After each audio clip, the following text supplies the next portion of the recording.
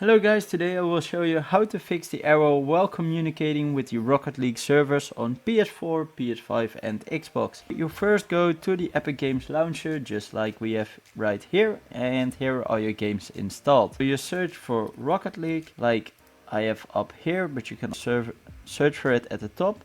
And then you go to the right, you see here 3 dots, you click on the 3 dots and go, and go down, and here you will see manage above uninstall. You click on manage, and here you actually have to do the verify. You have to verify the files, and once they are verified, the issue should be resolved.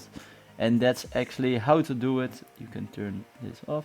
But that's actually how to do it. And another solution could be that you uninstall it right here and reinstall it again. And these are the solutions, and then the issue should be resolved. Thank you for watching. If you have any questions, please leave them below.